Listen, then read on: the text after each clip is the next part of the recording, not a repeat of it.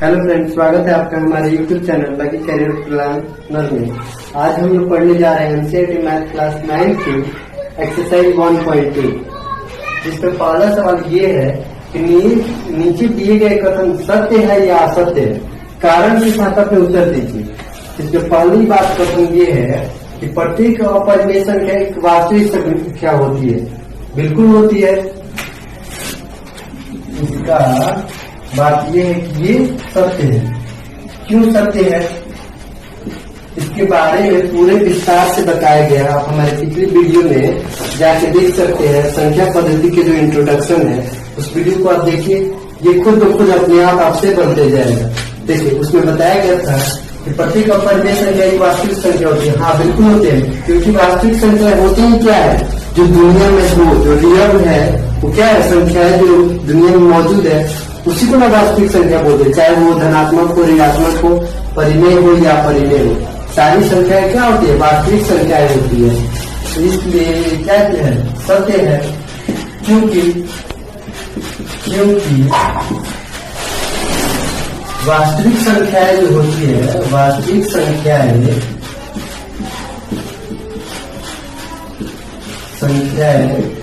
परिमेय संख्या हो तो या फिर अपरिमेय संख्या हो तो दोनों का संग्रह होती है। परिमेय तथा अपरिमेय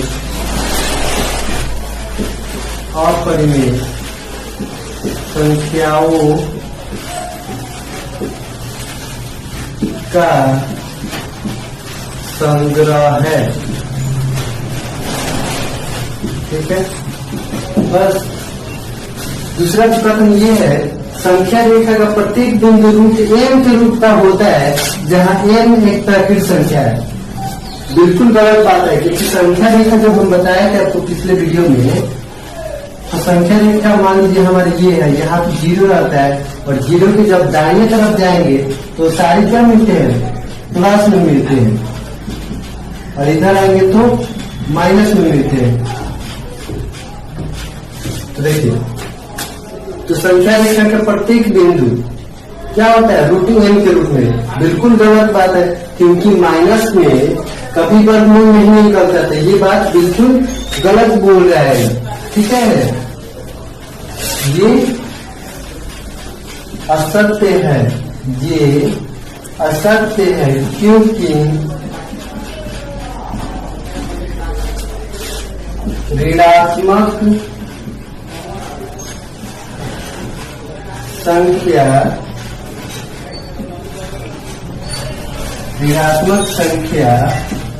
कभी भी परिपूर्ण वर्ग नहीं होती है, परिपूर्ण वर्ग नहीं हो सकती है।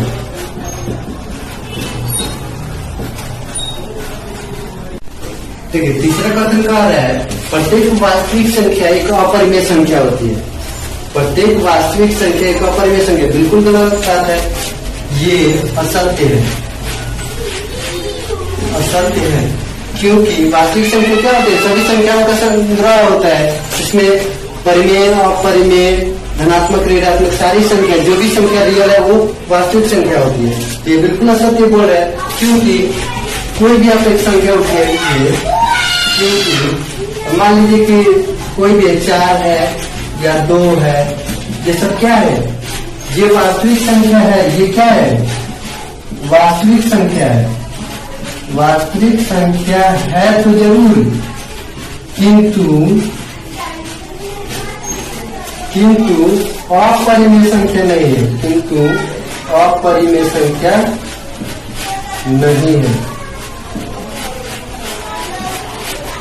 संख्या नहीं, बस हो गया, नोट डाउन कीजिए इसको। देखिए, अगला सवाल है, क्या सभी धनात्मक पूर्णांकों के वर्गमूल अपरिमेय होते हैं? यदि नहीं, तो एक ऐसी संख्या के वर्गमूल का उदाहरण दीजिए जो एक परिमेय संख्या होती है। क्या सभी धनात्मक पूर्णांकों के वर्गमूल अपरिमेय होते हैं? बिल्कुल नहीं होते हैं। ये इसका जवाब बिल्कुल नहीं है। नहीं, सभी धनात्मक पूर्णांकों के वर्गमूल अपरिमेय नहीं होते हैं, अपरिमेय नहीं होते हैं। अब सवाल क्या बोले, एक उदाहरण लीजिए। आप बहुत सारे उदाहरण दे सकते हैं, लेकिन समझिए, जैसे कि मान लीजिए अगर रूट 2 रहता तो इसका वर्गमूल नहीं निकल रहा है, इसको तो अपरिमेय बोल सकते हैं। इसका वर्गमूल नहीं निकल रहा है, इसको भी अपरिमेय बोल सकते हैं। लेकिन रूट 4 इसका तो वर्गमूल निकल जाएगा ना, तो ये क्या हुआ, ये परिमेय हुआ। ये धनात्मक पूर्णांक है तो इसका तो मान लीजिए अपरिमेय निकल गया, इसका भी अपरिमेय निकल गया, लेकिन इसका क्या अपरिमेय निकला नहीं ना। जैसे में रूट 4 क्या है बराबर 2, ये क्या होगा, एक परिमेय संख्या निकला, एक परिमेय संख्या है। उसी तरह कुछ भी और भी कुछ सारी संख्या है, जैसे 9 ही है, इससे क्या निकलेगा 3, ये भी क्या है परिमेय संख्या है। बस खत्म। चलिए नोट डाउन कर लीजिए इस चीज को। अगला सवाल है, दिखाइए कि संख्या रेखा पर रूट 5 को किस प्रकार निरूपित किया जा सकता है। वैसे तो बहुत सारे तरीके हैं, लेकिन मैं आपको एकदम आसान तरीका बता रहा हूँ। लेकिन निरूपित करने के लिए सबसे पहले हमें ये जानना होगा कि पाइथागोरस प्रमेय क्या होता है। ये जो है बिल्कुल पाइथागोरस प्रमेय पे आधारित होता है। पाइथागोरस प्रमेय, मान लीजिए कि कोई समकोण त्रिभुज है, कोई समकोण त्रिभुज है, ये उसका लंब है और ये उसका आधार है और ये उसका कर्ण है। ठीक, तो क्या होता है,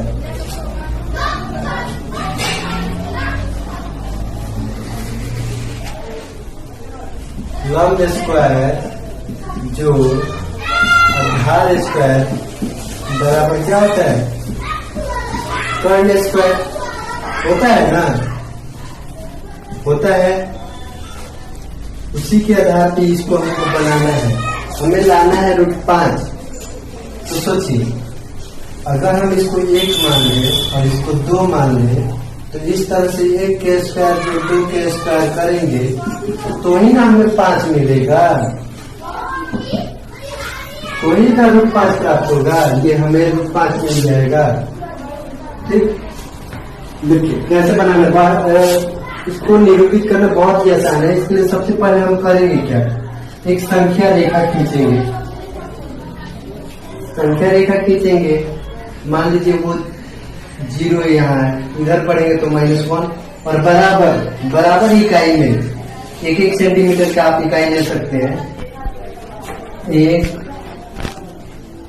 2 3 4।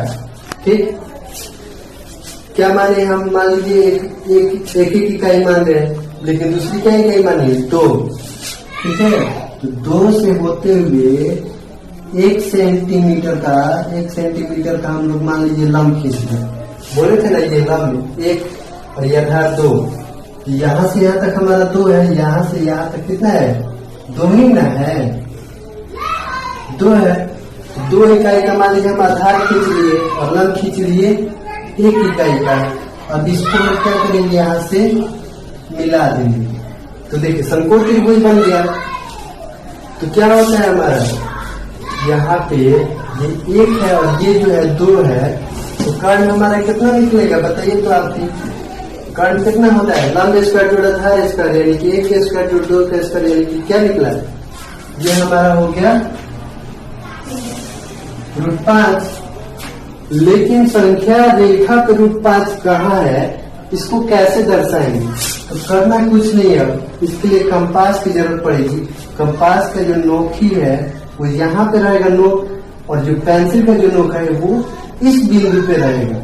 और तब ऐसे करके यहाँ से, मतलब देखिए ऐसे करते हुए हम पेंसिल को ऐसे घुमाएंगे। थोड़ा ज्यादा घूम गई, हाथ से नहीं हो पा रहा, पेंसिल से लेकर आपको कीजिएगा, हो जाएगा यहाँ पे।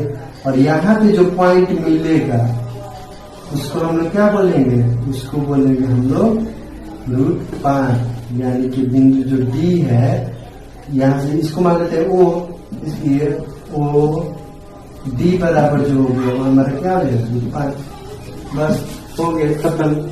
इस तरह से ये लेसन कंप्लीट हो रहा है। चौथा सवाल जो है वो आपको कागज से प्रैक्टिकली घर पे करना है, आप कर लीजिएगा। रिलेशन इस तरह से समाप्त हुआ, आप इसको रिवाइज कीजिएगा। अच्छा लगे वीडियो को तो लाइक कीजिएगा, कमी हो तो कमेंट करके हमें जरूर बताइएगा। Thank you. अगला एक्सरसाइज है 1.3।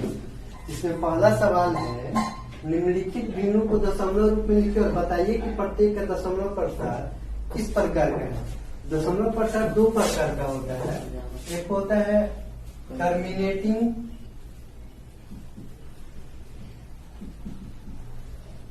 टर्मिनेटिंग और एक होता है नॉन टर्मिनेटिंग।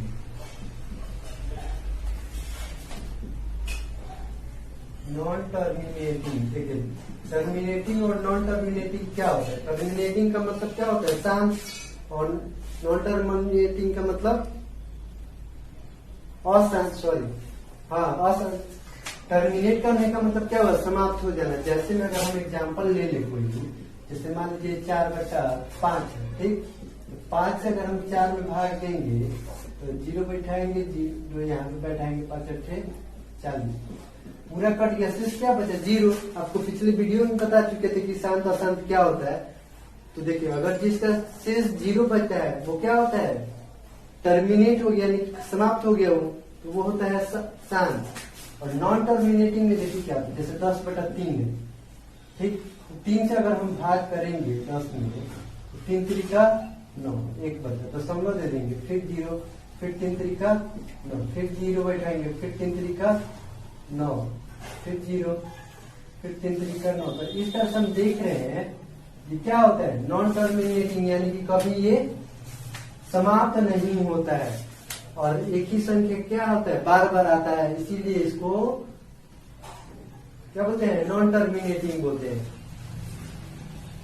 अनवसानी पुनरावृत्ति, माने पुनरावृत्ति का मतलब क्या हुआ, एक ही अंक जो है वो बार बार आ रहा है, वही यही चीज हमको यहाँ पे बताना है।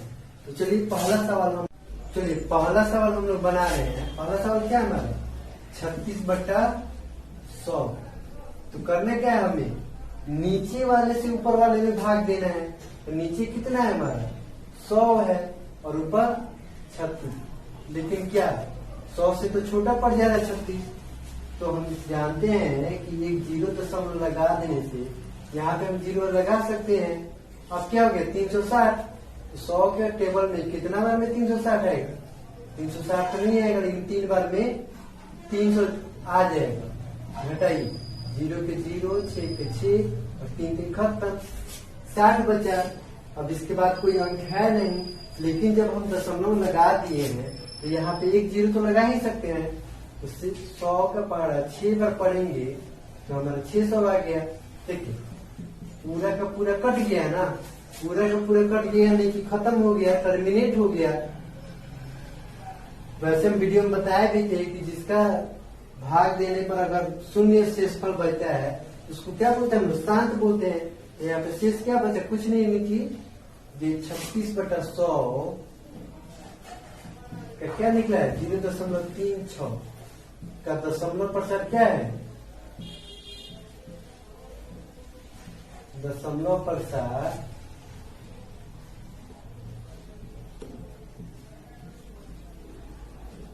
शांत बोलेंगे ना हम इसको, खत्म हो गया, यानी कि क्या ये शांत है।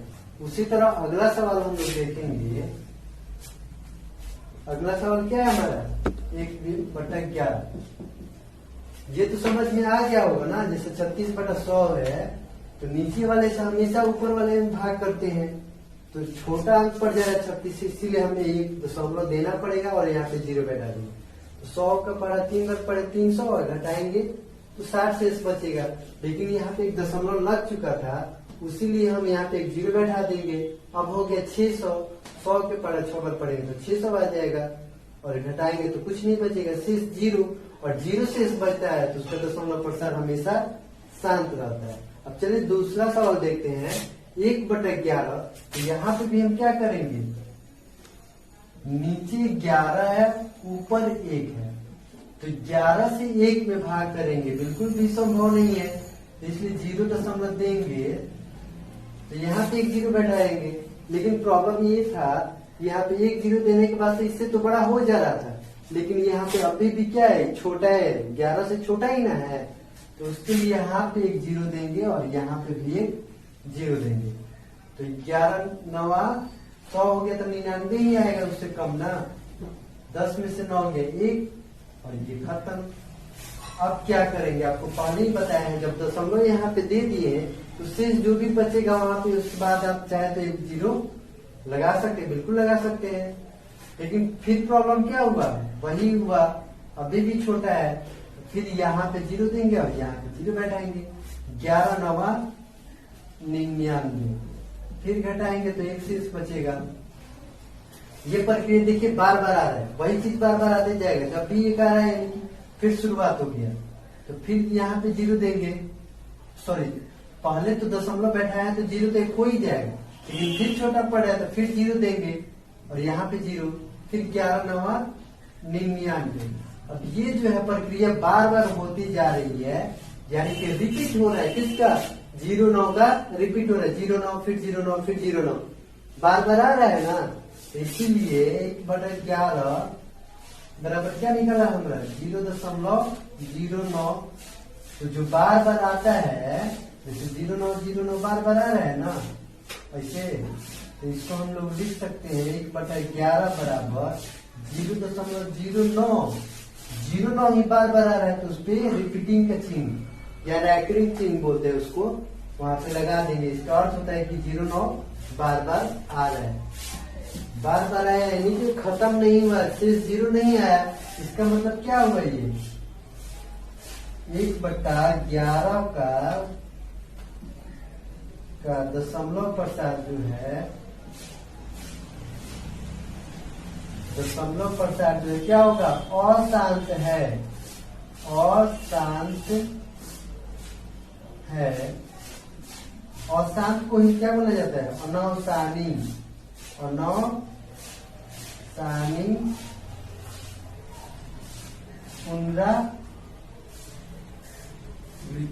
पुनरावर्ती, ठीक है। चलिए आगे,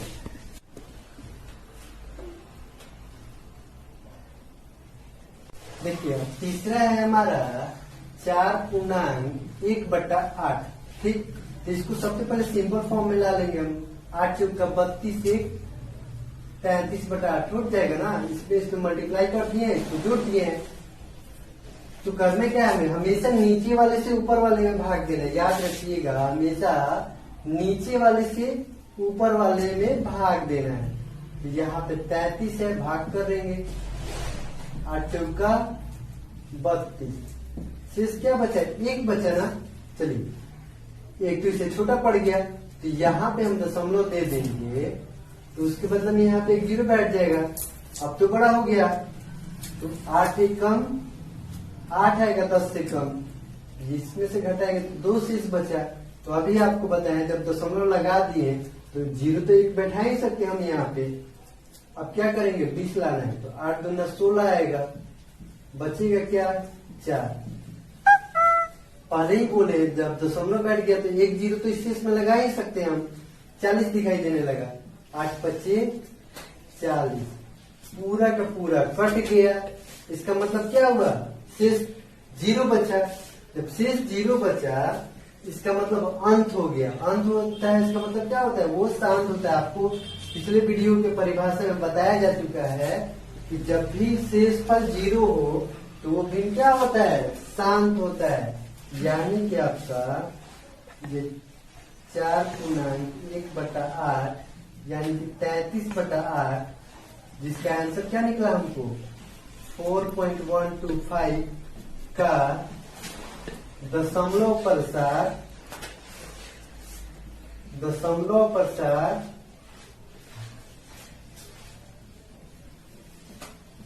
क्या है, शांत है। चलिए उम्मीद करते हैं कि समझ में आ रहा होगा आपको। अगर समझ में आ रहा होगा तो मजा भी आएगा पढ़ने में, नहीं समझ में आ रहा होगा तो मजा तो नहीं आएगा, लेकिन आप कोशिश कीजिए, वीडियो को 1-2 बार और देखिए, समझ में आ जाएगा। चलिए अगले सवाल को फिर कोशिश कीजिए अगर नहीं समझ में आया तो। अगला सवाल हमारा क्या है, 4 नंबर है 3/13। 3/13 हमेशा की तरफ फिर बोलेंगे हम, नीचे वाले से ऊपर वाले में भाग देना है, चाहे बड़ा हो या छोटा हो। तो देखिए 13 से भाग करेंगे हम लोग किसमें, 3 में। तो 3 तो छोटा है, कोई बात नहीं, 0.2 देखिए इसको बड़ा कर देते हैं कि 30 हो गया यह। तो 13 दूना 26, घटाएंगे तो क्या बचेगा, 4 बचेगा। अब 0.1 दे दिए तो यहाँ पे तो 0 से इसमें बैठा ही सकते हैं हम ना। 13 तिया 39, शेष क्या बचा है 1। फिर क्या करेंगे, 0 तो बैठा सकते हैं, लेकिन अब प्रॉब्लम क्या हुआ, दशमलव था तो इसके पास अधिकार था 1 0 बैठाने का, लेकिन फिर भी ये 13 से छोटा ही है ना, तो इसके लिए यहाँ पे भी 1 0 देना पड़ेगा और यहाँ पे भी 1 0। तो 100 लाना है। 13 सत्ते 91, इससे कम आता है क्योंकि 13 के पढ़े में तो 100 आएगा ही नहीं। घटाइए, 9 शेष बचा। अब क्या करेंगे, इसके पास दशमलव जब दिए हैं तो यहाँ पे तो 1 0 बैठा ही सकते हैं हम, इससे कम लाना है। तो 13 के पढ़िए तो 13 छक्के 78, इससे कम क्या आएगा, 78 आएगा। 10 में से 8 गया 2, ये 1। अभी देखिए दशमलव लगा है, यानी यहाँ पे 1 0 बैठा देंगे हम, यानी 120 हो गया। 13 के पढ़ा में 120 आता है, नहीं आता है। उससे कम कितना आएगा, 9 बार में आएगा 117। देखिए 3 ऊपर 3 था, नीचे 3 शेष बचा ना, यानी कि ये प्रक्रिया फिर से वही शुरू होगा। देखिए कैसे, अभी आपको पता चल जाएगा क्यों हम बोल रहे हैं सर। यहाँ पे तो दशमलव दिए हैं तो यहाँ पे तो 0 बैठा देंगे। देखिए 3 था तो 0 बैठा थे ना, तो 13 दूना फिर 26, फिर 4 शेष बचेगा, यहाँ पे फिर 4 शेष बचा था, दशमलव लगा है यहाँ पे तो 0 बैठा देंगे हम लोग। फिर 13 तिया 39, फिर 1 शेष बचा, फिर 0 बैठाएंगे। देखिए यहाँ पे किए थे वही काम, छोटा पड़ रहा है तो 0 देंगे, यहाँ पे 100 हो गया। फिर 13 सत्ते 91, 9 शेष बचे, यानी कि ये कभी नहीं कटेगा, ये बढ़ते ही जाएगा हमेशा। तो इसलिए हम इसको क्या कह सकते हैं, 3/13 बराबर हमारा आंसर क्या निकला, 0.230769। अब फिर ये 2 तो बार बार आ रहा है ना, यही चीज जो बार बार आ रहा है। 2 3 देखे यहाँ, 2 3 0 7 6 9, फिर देखिए 2 3 0 0 है ना, फिर 7 आया, आगे बढ़ाएंगे फिर यहाँ पे तो फिर 6 आ जाएगा। यानी यही चीज बार बार आएगा, तो ये रिपीट हो रहा है ना यही संख्या, तो इस पे रिपीटिंग का चिन्ह लगा देंगे। और जब रिपीटिंग का चिन्ह हो गया यानी कि ये क्या है, अशांत है, इसलिए 3/13 का दशमलव प्रसाद अशांत है। अशांत अर्थात उसको क्या बोलते हैं, अनौसानी, बार बार आ रहा है, यानी कि पुनरावृत्ति हो रही है, इसकी पुनरावृत्ति है। बस ध्यान में रखिए इस बात को। उम्मीद करते हैं कि दोनों सवाल ये आपको समझ में आया होगा। अब चलिए अगला सवाल हम बनाते हैं फिर।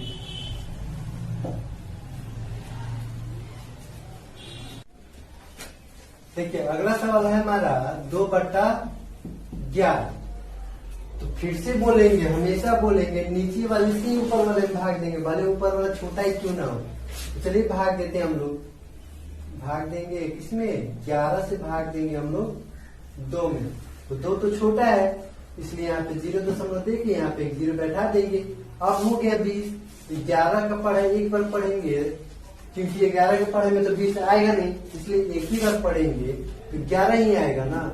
10 में से 1 क्या, 9, और ये खत्म। अब क्या हुआ, 9 बच गया। अब यहाँ पे जब दशमलव बैठा दिए हम, तो शेषफल के पास अधिकार है कि 1 0 लगा सकते हैं हम। तो 11 में के पढ़ा में 90 तो नहीं आएगा, पढ़िए तो कम आएगा उससे। 8 बार में 88 आता है, देखिए 2 शेष बचे ना, शेष भी ऊपर, देखिए यहाँ पे ऊपर भी 2 था और शेष 2 आया। इसका मतलब आप समझिए कि ये संख्या बार बार रिपीट करेगा, फिर यही चीज बार बार आएगा।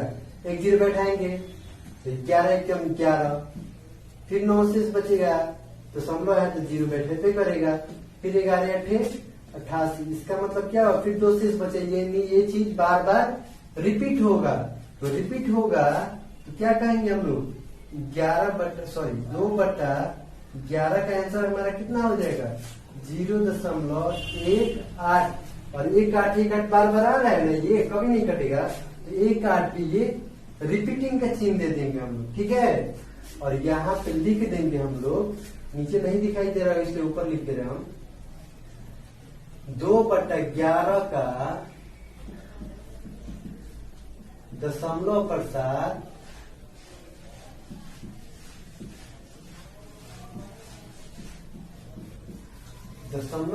क्या होगा, अशांत होगा। अशांत या उसी को क्या बोलते हैं हम लोग, अनवसानी पुनरावर्ती, ठीक है।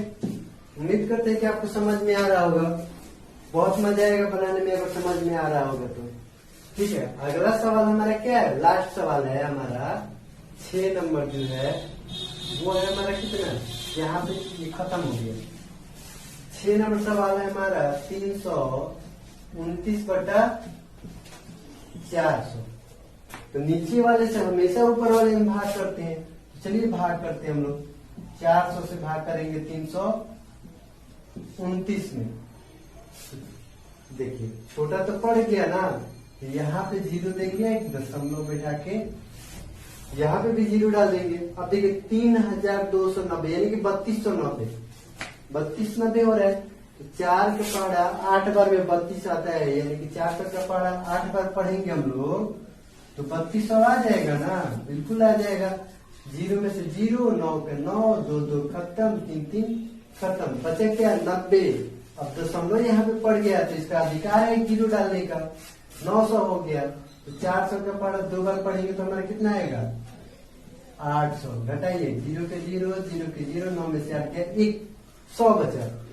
अब क्या करेंगे हम, जब दशमलव है तो यहाँ पे तो 0 दे ही सकते हैं, हो गया 1000। तो 400 का 2 बार करेंगे तो कितना आएगा 800 आएगा। फिर घटाइए 0 के 0, 0 के 0, 10 में से 8 गया 2, 200 शेष बचा। लेकिन जब दशमलव दिए तो पता है ना, जो भी शेष पल आएगा 1 0 बैठा सकते हैं, तो 2000 हो गया। तो 4 25 20 यानी कि 425 2000, पूरा का पूरा खत्म, यानी कि टर्मिनेट हो गया, यानी कि समाप्त हो गया। जब समाप्त हो गया इसका मतलब क्या हुआ, ये 329/400 का दशमलव में आंसर कितना है हमारा 0.8225 और पूरी तरह से समाप्त हो गया। इसलिए 329/400 का दशमलव प्रसार क्या होगा, शांत होगा। दशमलव प्रसार हमेशा ये शांत है। खत्म। चलिए पहला सवाल हमारे इस तरफ से कंप्लीट हुआ। उम्मीद करते हैं कि आपको समझ में आ रहा होगा, बहुत आसान है। चलिए इसका स्क्रीनशॉट ले लीजिए। देखिए अगला सवाल है, आप जानते हैं कि 1/7 बराबर 0.1428557 ऊपर से रिपीटिंग, यानी कि 1428557 बार बार रिपीट हो रहा होगा है। और वास्तव में लंबा भाग दिए बिना आखिर 1/7 का ये इतना आंसर कैसे है, 7 से 1 में भाग दिया गया होगा तब ना इतना मिला है। अब बताना है आपको लंबा भाग दिए बिना 2/7, 3/7, 4/7, 5/7 और 6/7 का दशमलव प्रसार क्या होगा। ठीक बता सकते हैं, बिल्कुल बता सकते हैं। पूछा यदि हाँ बता सकते हैं। और कैसे, तो चलिए बताते हैं कैसे। सबसे पहला बात आप ये देखिए 1/7 बराबर पहले ही से हमारे सवाल में क्या दे दिया है 0.1428557 वो भी रिपीटिंग में। चलिए इतना दिया है ना, निकालना क्या है हम लोग को, निकालना है हम लोग को 2/7 का, 3/7 का, 4/7 का और 5/7 का और 6/7 का। देखिए बहुत आसान है। 2/7 लिखा है ना, आप चाहिए तो इसको 2 गुने 1/7 लिख सकते हैं, बिल्कुल लिख सकते हैं। 2 एकम 2 बटा में 7 इतना ही ना आएगा, आएगा ना। चलिए उसी तरह यहाँ पे भी देखिए 3/7 को 3 गुने 1/7 लिख सकते हैं, क्यों नहीं, 3 एकम 3 बटा में 7 फिर तो वही मिल जाएगा। यही काम यहाँ पे भी हम कर सकते हैं 4 गुने 1/7, सब जगह वह हो सकता है 5 गुने 1/7, 6 गुने 1/7। अब सोच रहे फालतू में क्यों कर रहे हैं, फालतू में नहीं कर रहे। देखिए अभी पता चला है क्यों कर रहे हैं। ये 2 लिखा है, देखिए इतना का मतलब इतना ही ना होता है, कोई फर्क नहीं पड़ा है। लेकिन देखिए बनाने में हमें क्या फायदा मिला, 2 को 2 लिख देंगे, गुना का गुना दे दिए। 1/7 लिखा है ना, तो 1/7 का यहाँ पे क्वेश्चन में ही हमको दे दिया है। ये चीज ध्यान दीजिए, कितना दिया है 0.1428557 बार दिया है। तो मल्टीप्लाई कीजिए भाई दोनों से, इसमें 7 दूना 14, 5 दूना 10, 1 हासिल 11, 8 दूना 16, 1 हासिल 17, फिर 2 दूना 4, 1 हासिल 5, 4 दूना 8, 1 दूना 2, दशमलव 2 से 0 में 0। रैकरिंग आया, आसान पड़ा, बहुत आसान है।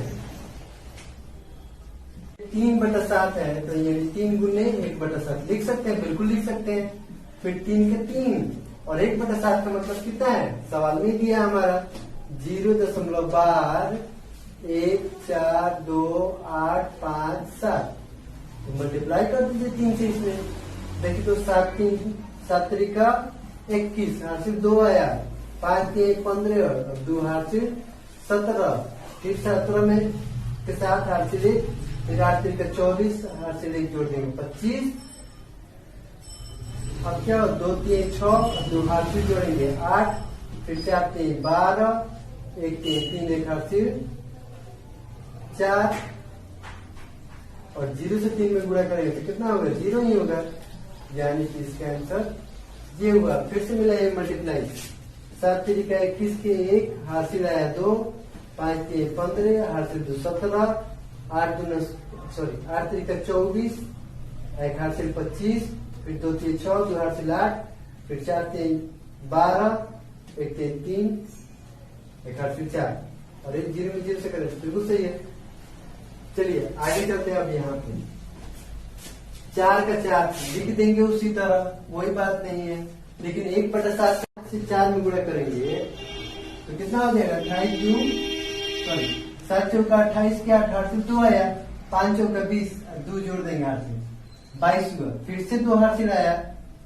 अब क्या करेंगे 8 चौका 32, 32 2 34, फिर हासिल कितना आएगा 3। अब इस 2 से करें 2 चौका 8, 3 को हासिल जोड़ दीजिए 11, 11 के 1 और हासिल बचा 1। अब क्या करेंगे हम लोग 4 चौका 16, 1 हासिल जोड़ देंगे 17, 17 के साथ फिर हासिल 1 आया, फिर 1 में 4 से गुणा करेंगे तो 4 ही आएगा ना, 1 हासिल जोड़ देंगे 5, ठीक है। और 0 में 4 से गुणा करेंगे तो कितना होगा, 0 ही होगा ना। ये सब रैकरिंग पे हो गया आंसर इसका भी। सब कुछ वही, जब ये समझ गए होंगे तब बाकी आप खुद से बना सकते हैं। चलिए देखिए, चलिए 5 गुने 1/7 का वैल्यू कितना है 0.1428557। गुणा कर लीजिए, आप चाहे तो अलग भी लिख के गुणा कर सकते हैं आप। तो 7 बच्चे, देखिए कुछ लोग सोच रहे होंगे कैसे कैसे हो रहा है, 8 5 7 है ना, ये इसमें कितने से मल्टीप्लाई करना है? 5 से करना है। देखिए 5 से 35, हासिल 3 आया, फिर 50 25 और 3 हासिल जोड़ दीजिए 28। अब कितना हासिल बच गया? 2 बचा। अब क्या करेंगे हम लोग? 8 25 40 है, 2 हासिल जोड़ देंगे 42, हासिल अब हो गया 4, फिर 2 25 10 4 14 हासिल हो गया, 1 बच गया। अब है 4 25 20, एक हासिल जोड़ दीजिए 21, 1 25 5 है, 2 हासिल 7, 0 में से कितना, यानी कि हमारा आंसर कितना हो जाएगा? 0.71428 बार। समझ में आ रहा होगा? चलिए अब क्या करेंगे? सेम टू सेम सारा काम वैसे के वैसे ही करेंगे। फिर 6 के 6 गुने 1/7 का मतलब कितना है हमारा? 0.14285 पे रिपीटिंग, यानी मल्टीप्लाई कर दीजिए। 7 6 के 42 के 2 हासिल आया 4, 5 6 के 30। देखिए सवाल ये था कि आप जानते हैं कि 1/7 बराबर इतना, तो लंबा भाग दिए बिना क्या बता सकते हैं इतना का मान दशमलव पढ़कर में क्या है? बता सकते हैं? हाँ भाई बिल्कुल बता सकते हैं। कि बता सकते हैं तो इसमें हमें पता क्या है? 1/7 बराबर इतना, सवाल में ही दिया हुआ है। इसी के आधार पे दिया है 2/7। तो 2/7 के बदले में आप 2 गुने 1/7 बिल्कुल लिख सकते हैं। 3/7 के बदले में 3 गुने 1/7। क्यों? क्योंकि 2 1 2 बटा में 7, फिर तो वही वैल्यू मिल जाएगा ना। तो क्या करेंगे? 2 का 2 लिख दिया और 1/7 का मान जो सवाल में दिया है उसी चीज को उतार दिए और 2 से मल्टीप्लाई कर दिए, आंसर निकल गया। आप इसी तरह सबसे काम कर सकते हैं। 3/7 है तो 3 गुने 1/7, 3 का 3 और 1/7 के यही वैल्यू रख दिए और इसी वैल्यू में 3 से मल्टीप्लाई कर दिए, जो भी आंसर आया हो गया। 4/7 है तो क्या किए हैं? 4/7 है तो 4 गुने 1/7 किए थे तो 4 के 4, 1/7 के यही वैल्यू रख देंगे, 4 से मल्टीप्लाई कर दिया, आंसर सब। 5 से भी वही, 6 से भी वही, खत्म। बहुत आसान है, आप करके देखिए, आप खुद बोलिए कि हाँ वाकई में ये सवाल आसान है। चलिए अब नेक्स्ट सवाल की तरफ हम लोग चलते हैं। देखिए अगला सवाल है, निम्नलिखित को P बटा Q के रूप में व्यक्त कीजिए, जहाँ P और Q पूर्णांक है और Q बराबर नहीं है 0 के। जिसमें पहला सवाल हमारा ये है 0.12 ठीक। देखो इसको बनाने का बहुत सारा तरीका है, एक छोटा तरीका भी एक बड़ा तरीका है, लेकिन आप 9th में हो तो पहले बड़ा तरीका जानो ताकि आगे चल के आपका बेस मजबूत हो जाएगा और आगे चल के काफी फायदा भी होगा। वैसे हम दोनों तरीका बताएंगे, लेकिन पहले आप जो लॉन्ग प्रोसेस है, लॉन्ग नहीं है वो भी शॉर्ट ही है लेकिन थोड़ा डिटेल्स उसको भी देखते हैं।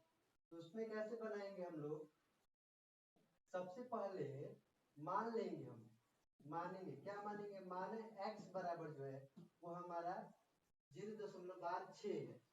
तो इसको हम ऐसे भी तो लिख सकते हैं, बार 6 का मतलब क्या? बार बार 6 आना है, बार बार रिपीट हो रहा होगा। इसको मान लेते हैं इक्वेशन फर्स्ट, लेकिन हमें कुछ ऐसा करना है कि ये एक अंक जो है दशमलव के इधर आ जाए। तो आप पढ़े होंगे जब 10 से गुणा करते हैं तो दशमलव क्या होता है? एक अंक बाएं चला जाता है, और जब 100 से गुणा करते हैं तो 2 अंक बाएं जाता है। 1000 से गुणा करते हैं तो 3 अंक, यानी कि जितना जीरो होगा अंकों के बाद उतने अंकों के बाद दशमलव घसकते जाएगा। तो यहाँ पे क्या करना है? हमको बस एक अंक घसकाना है। इसलिए क्या करेंगे हम लोग? 10 से गुणा करेंगे। जब इसमें 10 से गुणा करेंगे तो इधर भी तो करना पड़ेगा, इसीलिए हम क्या लिखेंगे? दोनों तरफ 10 से गुणा करना, दोनों तरफ 10 से गुणा करने पर, तो इधर जब 10 से गुणा करेंगे तो कितना हो जाएगा हमारा? 10x हो जाएगा। और इधर जब 10 से गुणा करेंगे तो क्या होगा? दशमलव जो है एक अंक बाएं तरफ चला जाएगा, यानी कि ये हो जाएगा 6.666। ऐसा करते बार बार ये आएगा।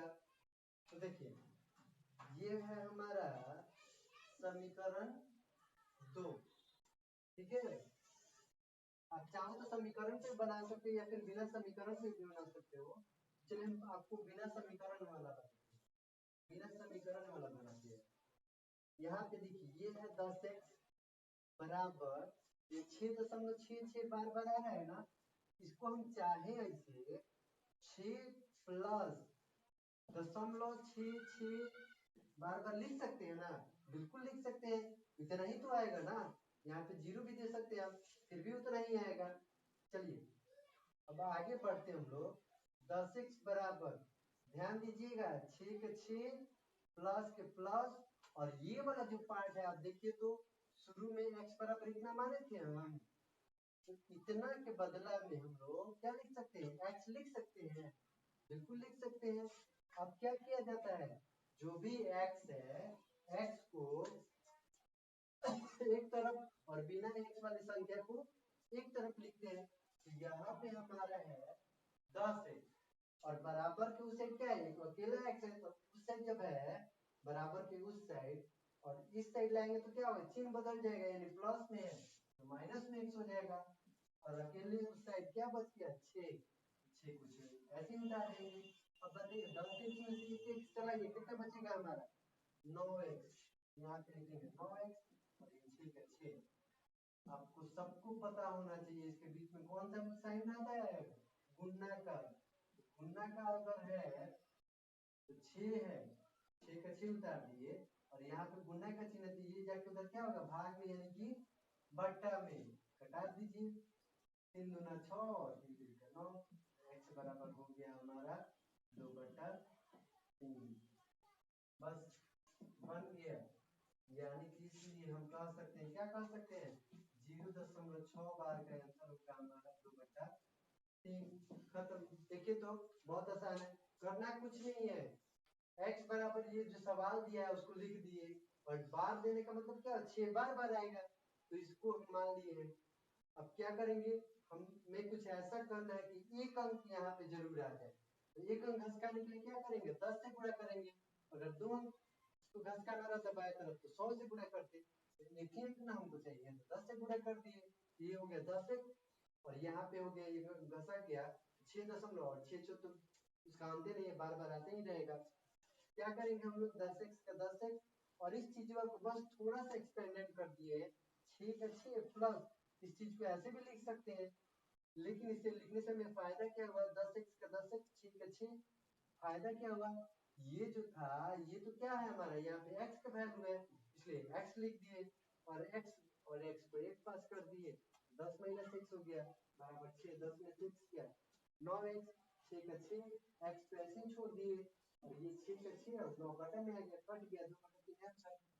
देखिए ये हुआ थोड़ा सा, बड़ा ज्यादा नहीं है, बस थोड़ा सा लॉन्ग प्रोसेस है, लेकिन जानबूझ के लिए बताया गया क्योंकि ये आगे आपको बहुत फायदे करेगा। आप चाहो तो इसका स्क्रीनशॉट ले सकते हो। देखिए अब इसी का हम बताएंगे आपको एकदम छोटा रूप, बस सेकंड, मिनट नहीं, बस सेकंड में खत्म हो जाए।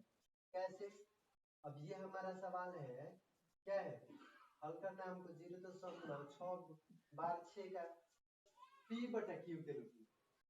सबसे पहले 0.6 दोनों को मिला दीजिए तो क्या बनेगा, 0.6 ही बोलेगा, तो 0 का कोई वैल्यू नहीं होता, भूल जाओ उसको, बटा दे दो।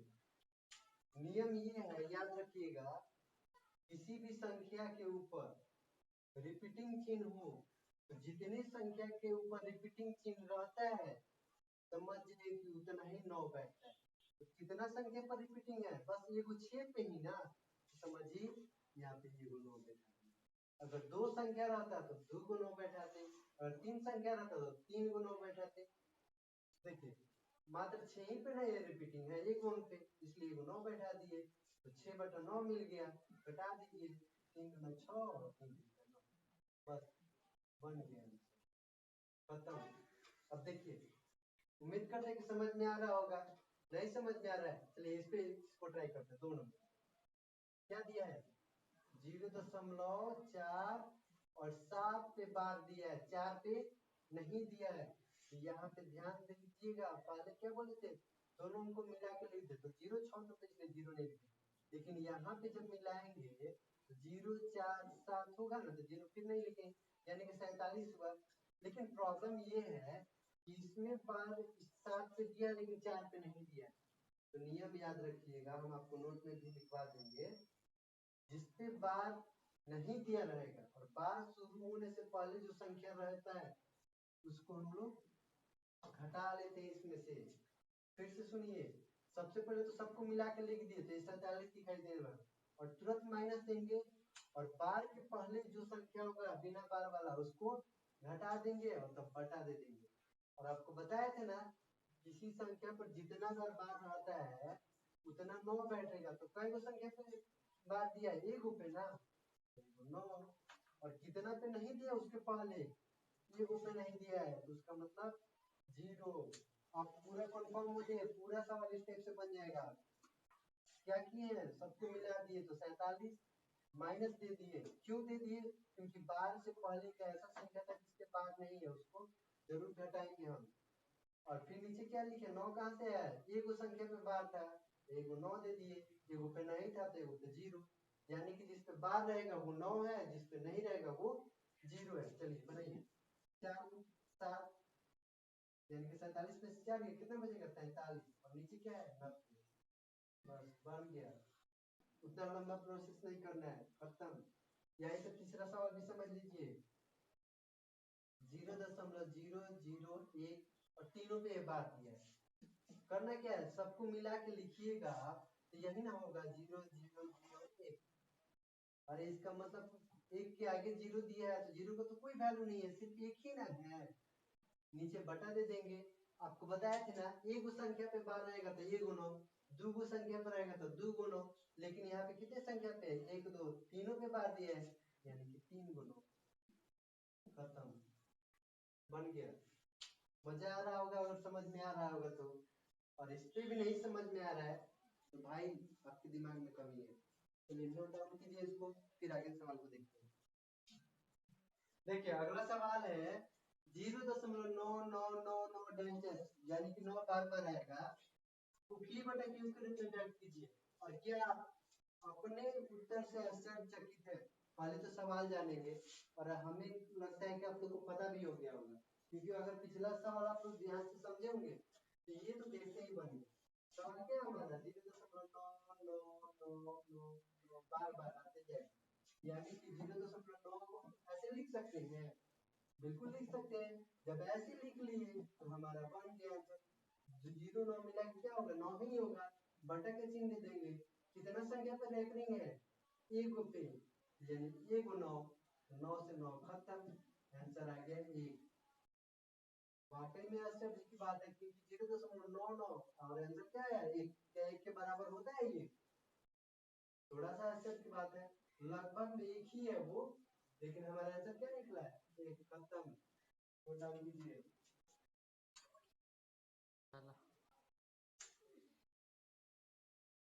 देखिए पांचवा सवाल है, 1/17 के दशमलव प्रसार में अंकों के पुनरावृत्ति खंड में अंकों की अधिकतम संख्या क्या है, मतलब क्या हो सकती है। तो आपने जो भी हो सकती है, आप जो भी आंसर दे तो उस उत्तर की जांच करने के लिए फिर से विभाजन क्रिया भी कीजिए। तो देखिए 1/17 है ना, अधिकतम अंकों की संख्या होगी 16। तो आप सोच रहे हैं हम डायरेक्ट कैसे बोल रहे हैं, क्योंकि नियम होता है जो भी भाजक होगा उस भाजक से एक कम पुनरावृत्त अंकों की संख्या होती है। यहाँ पे हम लिख दे रहे हैं, आप याद कर लीजिएगा।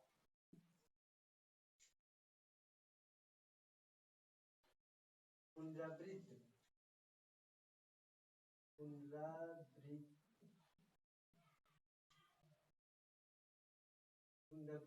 अंकों की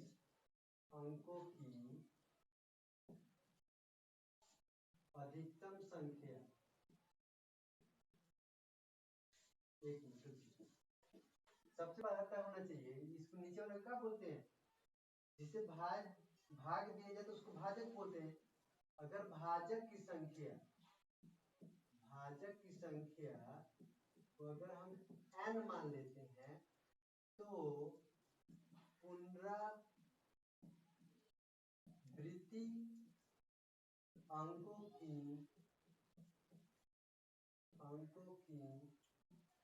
अधिकतम संख्या होता है n-1, यानी कि जितना भाजक रहेगा उससे एक कम पुनरावृत्त अंकों की संख्या आएगी। तो यहाँ पे भाजक कितना है हमारा 17 है, तो जाहिर सी बात है पुनरावृत्त खंड में अंकों की अधिकतम संख्या कितनी होगी 16। अब हम कह दिए 16, क्या ये सही है कि गलत है? अब हम इसको जांच करेंगे। लिख दे रहे हैं 1/17 में, पहले में हम लिख दे रहे हैं पुनरावृत्ति खंड में अंकों की अधिकतम संख्या कितनी होगी 16 होगी। अब 16 तो दे दिए, अब क्या ये सही है या गलत है इसकी हम जांच करेंगे। चलिए जांच करते, कौन पर क्लिक है, विभाजन है, वहां पे जगह की कमी थी, यहाँ बना है तो 17, फिर वही काम करेंगे, 0 देंगे, 0 एक 0 बैठा देंगे तो 100 हो गया। फिर देखिए 17 के पढ़े में 100 नहीं आएगा, उससे कम ही लाना है, कितना बार में आएगा 17 × 5 = 85 आएगा। शेष कितना बचेगा हमारा 15, और दशमलव जब दे दिए तो 0 तो बैठा ही सकते हैं। फिर 17 × 136, कितना बचा हमारा 14 शेष बचा। अब यहाँ पे 0 बैठा देंगे तो फिर 8 बार में 136 ही आएगा, कितना शेष बचेगा 4, यहाँ पे 0 दे देंगे हम लोग, 17 × 2 = 34, क्या बचा 6 शेष बचा हमारा। जब 6 शेष बचा तो 0 तो देंगे ही देंगे क्योंकि दशमलव बैठाए हैं, तो फिर कितना हो जाएगा 17 × 3 = 51, शेष बचा 9, यानी कि 0 दे देंगे। फिर हो जाएगा हमारा 17 × 5 = 85, शेष कितना बचेगा 15, सॉरी 5 शेष बचेगा, तो 5 शेष बचेगा तो यहाँ पे 0 देंगे, ठीक है। तो ये हो जाएगा हमारा 17 × 2 = 34, 6 1 16 शेष बचेगा, यहाँ पे 0 दे देंगे, 160 हो गया। तो कितना बार जाएगा 17 × 9 = 153, 153 आएगा। घटाएंगे हम यहाँ पे 10 में से 3 गया, यहाँ पे लिख दे रहा हूँ 7 शेष बचेगा। अब शेष 7 बच गया तो 0 तो दे ही सकते हैं हम लोग, 70 आ गया, तो 17 चौका 68 होगा, घटाएंगे तो 2 बचेगा, फिर खत्म, 0 बैठा दीजिए, फिर 17 × 1 = 17, फिर 3 बचेगा, फिर 0 दे दीजिए, 17 × 2 = 34, फिर 6 30 है तो उससे कम ही ना आएगा, 17 × 1 = 17, तो बच के यहाँ पे है 10 में से 7 गया 3, और इसके पास 2 में से 1 गया 1, यानी कि 13। फिर क्या करेंगे हम 0 बैठा देंगे, 17 × 7 = 119, शेष क्या बचेगा 11, और यहाँ पे दे देंगे 0, तो फिर 17 × 6 = 102, और फिर क्या बचा 8, 0 दे देंगे, फिर 17 चौका 68, 4 बार में, फिर 17 × 7 = 119, फिर आ गया 1 आ गया ना, यानी 1 से फिर यही चीज फिर शुरू हो जाएगा। आप आगे बढ़ाइएगा, ये बढ़ते जाएगा, 1 से जो किए हैं तो यही चीज जहाँ देखिए ऊपर 1 था ना, यानी 1 से फिर 17 में भाग देंगे तो यही सारा काम करते रहेंगे, यानी कि यही संख्या बार बार मिलते जाएगी। तो देखिए तो इसमें गिनिए तो पुनरावृत्त अंकों की संख्या कितनी है, 1 2 3 4 5 6 7 8 9 10 11 12 13 14 15 16, बोले थे ना हम 16, हो गया, जांच भी हो गया आपका, खत्म। 1/17 लिखा है, इस चीज को हम लिख सकते हैं 0.05 8 8 2 3 5 2 9 4 1 1 7 6 4 7 और सबसे बार, यानी कि यही चीज अब फिर बार बार आएगा 16 वो जो ये अंक है। चलिए आगे चलते हैं। देखिए छठा सवाल है हमारा P बटा Q के रूप की परिमेय संख्याओं के अनेक उदाहरण लीजिए और P Q पूर्णांक है जिनका एक के अतिरिक्त अन्य कोई वैनिष्ट गुणनखंड नहीं है और जिसका शांत दशमलव निरूपण है। क्या आप यह अनुमान लगा सकते हैं कि Q की कौन सा गुण अवश्य संतुष्ट करना चाहिए? चलिए इस सवाल को हम बनाते हैं। सवाल ये है कि P बटा Q के रूप की परिमेय संख्याओं के अनेक उदाहरण लीजिए, लेकिन P और Q पूर्णांक है और जिनका एक के अतिरिक्त कोई वैनिष्ट गुणनखंड नहीं है। इनका मतलब P बटा Q का अनेक उदाहरण लेना है, लेकिन ऐसा लेना है जिन दोनों के जिसमें एक के अतिरिक्त वैनिष्ट गुणनखंड कुछ भी नहीं हो। अब इसका मतलब देखिए क्या होता है, जैसे कि अगर हम मान लीजिए 5 ले लिए और ले लिए 4 ले लिए, तो बताइए इन दोनों में कोई ऐसा संख्या है दोनों में भाग कर सके, दोनों को काट सके? कोई ऐसा संख्या नहीं है, सिर्फ वो संख्या ये, इसके सिवा और कोई नहीं है। तो हाँ, बस इसी तरह का एग्जांपल लेना है। जैसे मान लीजिए पहला हमारा हो गया 5/4 हो गया, ठीक। और कोई एग्जांपल जितना चाहे आप उतना एग्जांपल ले सकते हैं। 2/5 ही हो गया। और कुछ बोल सकते हैं आप।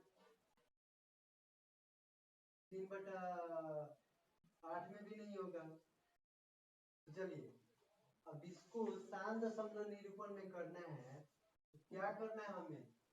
कुछ ऐसा गुणा करना है कि नीचे या तो 10 है, नहीं तो 100 है, नहीं तो 1000 है। मतलब एक पे 0 0 है, नहीं तो 10 है, नहीं तो 10 के घात आए। तो बताइए 4 में कितना से गुणा करें कि हमारा कि 10 वाला मल्टीपल मिल जाए? 10 तो मिलेगा नहीं, सीधे क्या करेंगे 100 मिल सकता है, क्योंकि अब कोई ऐसा संख्या है नहीं कि 4 से गुणा करें तो 10 मिल जाए। तो हमें लाना क्या है, या तो 100 लाना है, नहीं तो 1000 लाना है, नहीं तो 100 लाना है, नहीं तो 1000, नहीं तो 10,000, मतलब एक पे 0 0 लाना है। तो 4 में कितना से मल्टीप्लाई करें कि हमारा 0 ला कर जाए? तो 10 तो मिलेगा नहीं, 100 मिलेगा, यानी कि इसमें 25 से गुणा करेंगे। ऊपर भी 25 से करेंगे, जब नीचे करेंगे तो ऊपर भी करेंगे। ये हो गया हमारा 25 25 125 और नीचे गुणा कीजिए 25 चौका 100। इसका दशमलव क्या होगा? 2 0 है, कुछ नहीं, बहुत आसान है, भाग करके भी देखिएगा। 2 0 है तो यहाँ पे लास्ट में दशमलव छिपा रहता है, जब दशमलव नहीं दिखाई दे लास्ट में, और जब नीचे 100 से भाग देना है, दशमलव क्या होगा हमारे दाहिने तरफ आएगा, 1 2 2 0 है ना, 1 2 यहाँ पे आ गया। उसी तरह यहाँ पे है 5 है, बोले हैं ना, या तो 10 के फॉर्म में आइए, नहीं तो 100 में कर याद रहता है, इसे करके 5 बताइए 10 के फॉर्म में आ सकता है, बिल्कुल आ सकता है। अगर इसको 2 से मल्टीप्लाई कर दो, ऊपर हो जाएगा 4 और नीचे हो जाएगा 10। ये हो गया हमारा 4, लेकिन इसमें एक ही अंक है ना, और 0 भी एक ही है, तो एक अंक बढ़ गया, यहाँ पे दशमलव आ जाएगा, ऐसे लिख सकते हैं। फिर देखिए ये है 3/8। अब बताइए 8 लाने के लिए कैसे आएगा 100 चाहिए, तो 1000 आ सकता है। 125 से अगर गुणा करें 8 बार में तो कितना होगा? 1000 हो जाएगा, बिल्कुल हो जाएगा। 125 में कितना होगा हमारा? 375, और ये हो गया हमारा 1000। क्या करेंगे? 3 4 5 1 2 3 3 अनुपात दशमलव दे देंगे, हो गया ये आंसर। तो इसमें खास बात आपको क्या दिखाई दिया? खास बात क्या दिखाई दिया क्यू के बारे में, कि हर में जरूर 2 या 5 का मल्टीपल है। जैसे 4 में भी 2 है, 25 में भी 5 है, 5 और 2 है, इसमें भी देखिए 2 है, इसमें भी 5 है। इसमें क्यू का खास गुण यह है कि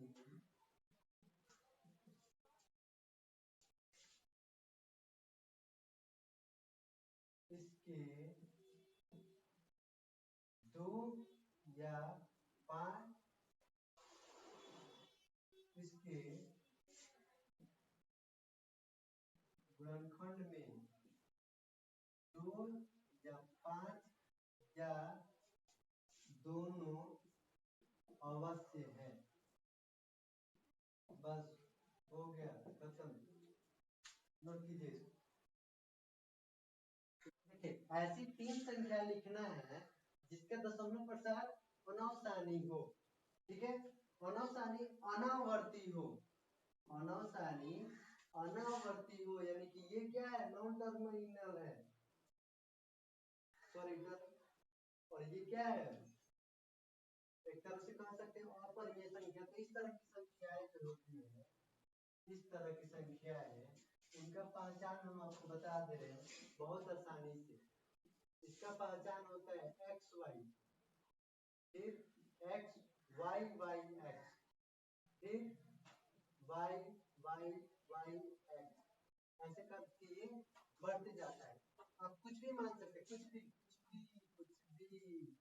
एक जीरो एक मान लिए, यहाँ पे 1 0 1 माने, यहाँ पे 1 0 है, यहाँ पे आप 2 जीरो दे दीजिए, फिर यहाँ पे 3 को जीरो दे दीजिए, फिर यहाँ पे 4 को जीरो दे, 0 1 कर दिए। अब यहाँ पे क्या है, 2 जीरो कर दिए, तो फिर यहाँ पे क्या करें, 3 को जीरो कर दिए, फिर यहाँ पे 4 को जीरो।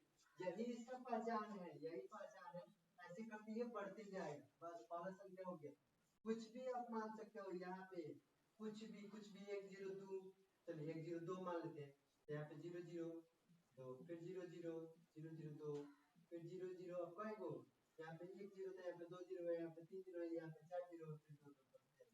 तीसरे संख्या कुछ भी आप जो चाहो वो मान सकते हो। अब मान लीजिए 0 3 है, मान लिए 0 0 3, फिर 0 0 3, 0 0 0 0 0 3, मैंने बढ़ते जाएगा ये।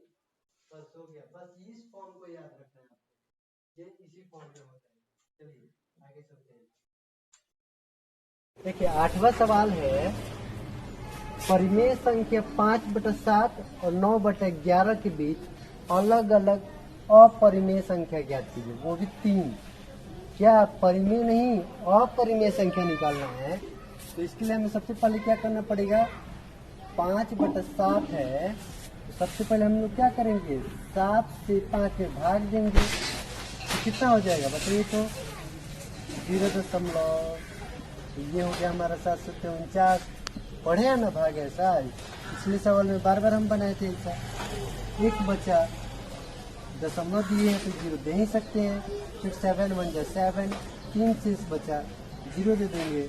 7 चौका 28, ये बढ़ती जाएगा, बढ़ते जाएगा, काफी बढ़ेगा ये।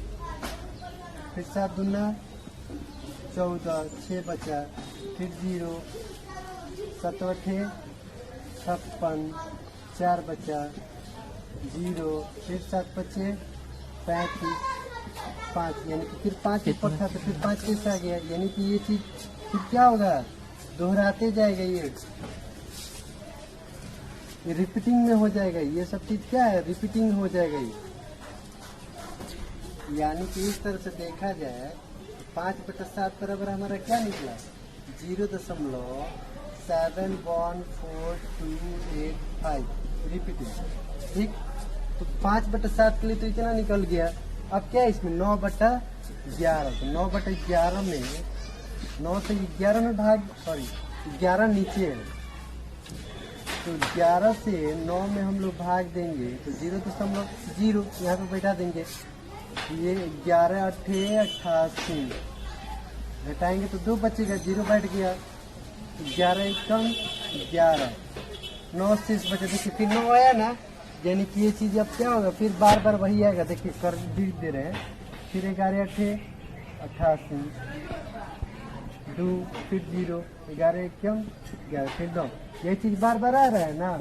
इसका मतलब ये हुआ हमारा 9/11 के बदले में हम लिख सकते हैं क्या, 0.181, रिपीटिंग 0.18 ही कह सकते हैं इसको।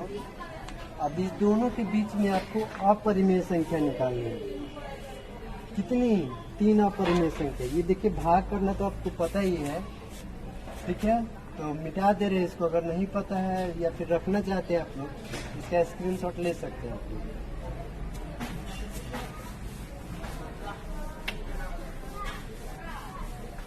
अभी दोनों के बीच में देखिए, इस दोनों के बीच में अनेकों अपरिमेय संख्या निकल सकती है।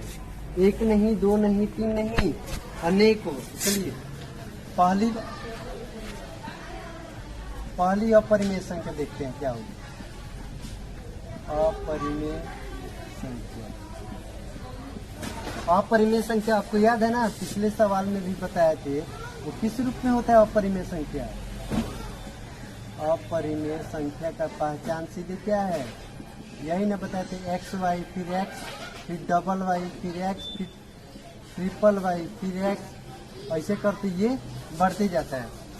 तो यहाँ पे देखिए, यहाँ पे है 7 1, ठीक, और यहाँ पे है 181, है ना। तो क्या करेंगे हम यहाँ पे, इससे बड़ा और इससे छोटा, इसके बीच में जो भी आएगा उसको मान लेंगे।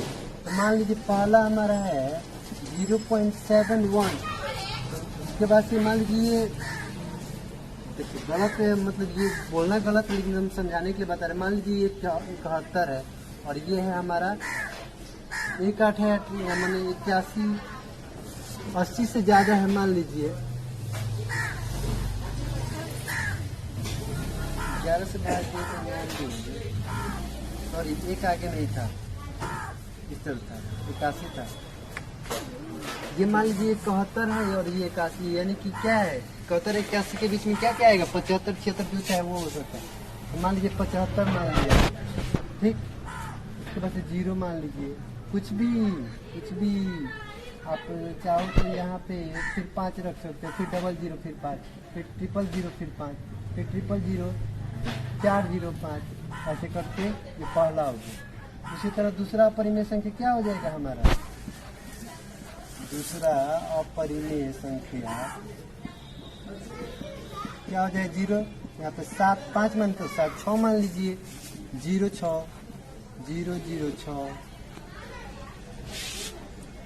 यहाँ पे 3 0 कर दीजिए, यहाँ पे 4 0 कर दीजिए, बस हो गया। उसी तरह तीसरा अपरिमेय संख्या क्या हो जाएगा हमारा,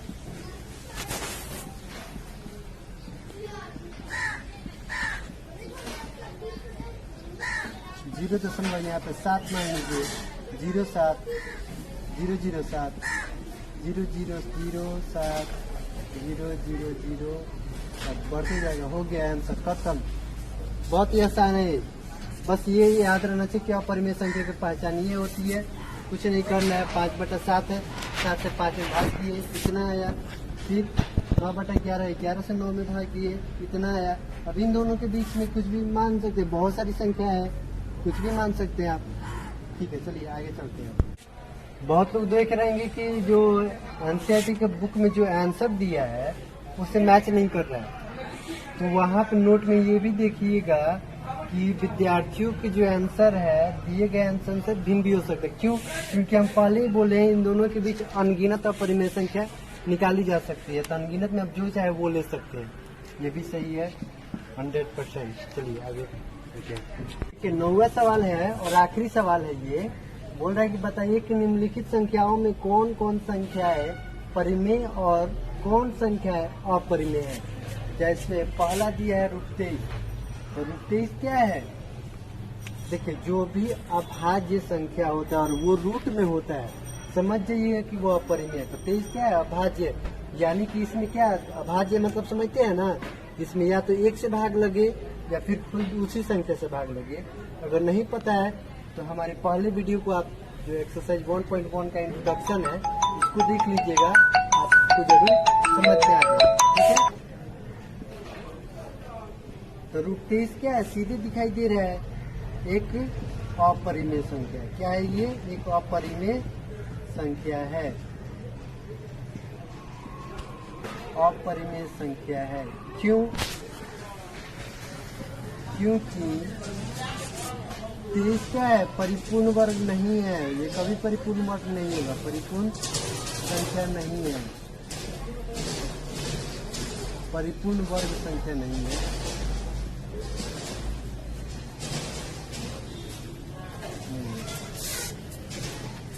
दूसरा है √225।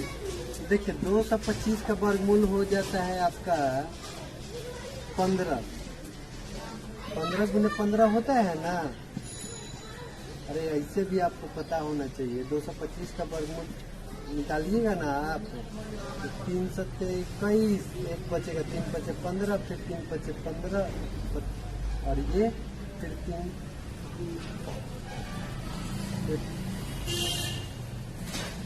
सॉरी 25 गलती हो गया। देखिए 225 है, अगर इसको हम 3 से घटाएंगे तो 3 सत्ते 21, एक बचे 3 बचे 15, फिर देखिए 3 दूना 6, 3 बचे 15, फिर बचा 25 होता है। तो इस तरह से हम रूट 225 को क्या लिखेंगे हम लोग, 1 3 1 3 1 5 1 5 जोड़ा लग गया ना, यानी कि इसका निकल गया 15।